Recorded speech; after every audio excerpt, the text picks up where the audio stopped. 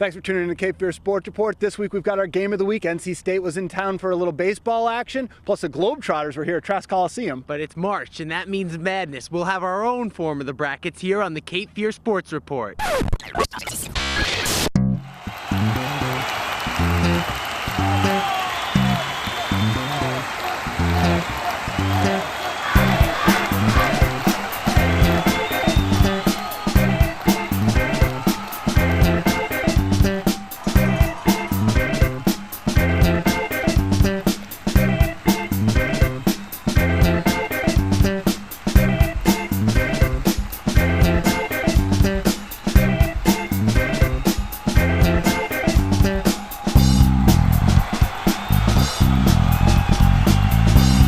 Thanks for tuning in to the Cape Fear Sports Report, driven by Stevenson Automotive Group. I'm Jesse Jones. I'm Joe Messeri, and we are out here on what could be the home for a minor league baseball team in Wilmington, but we'll get to that a little bit later. That's right, we are Riverside, but before we get into the minor league baseball, let's get into some college baseball. Jim Dalkey has our report on the game of the week.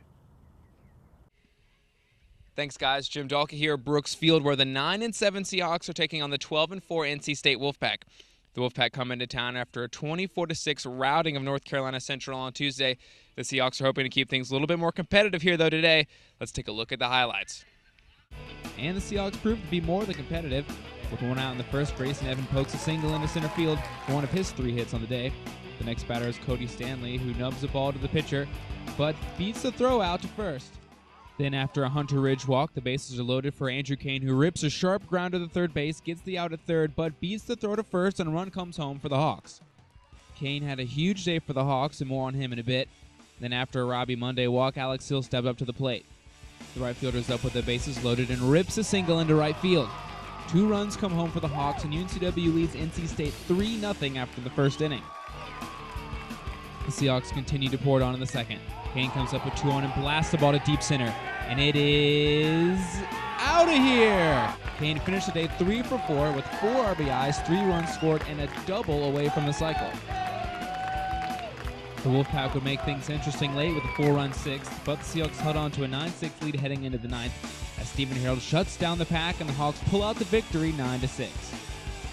The win was the Seahawks' 6th in a row and a 2nd win this year over an ACC team. Coach Mark Scaff was pleased with the way his team performed on Wednesday.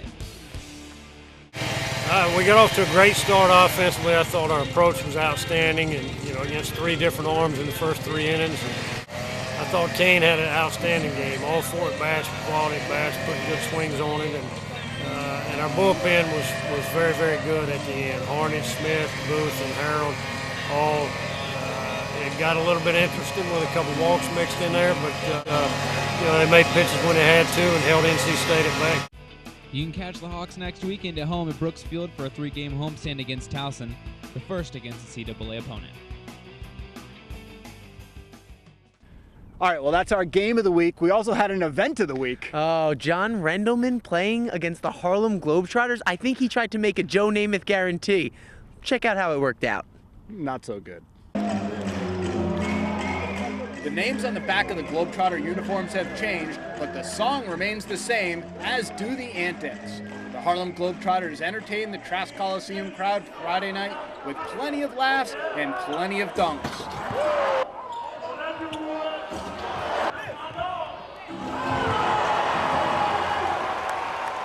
The Washington Generals had a secret weapon on their side. WWAY's John Rendelman laced them up. This is the night the Generals beat the Globetrotters! Rendell was about the only one with that opinion, however. Who do you think's going to win? Harlem Globetrotters. Harlem Globetrotters. Globetrotters are going to win. I know it. Globetrotters. Who do you think's going to win? Definitely the Globetrotters. Who's going to win? Globetrotters. Yeah! Does anybody think the Generals might win? No! And to no one's surprise, the Globetrotters scored more points than the Generals did, but in the end, everyone who came out to Trask Coliseum was a winner. Wilmington native Meadowlark Lemon is a name from the past in Globetrotter lore, and while the stars of the show have changed, fans have just as much fun as ever when the Globetrotters come to town.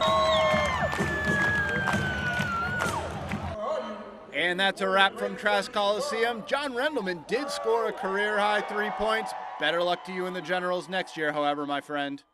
Nice to welcome the Globetrotters back to Trask Coliseum.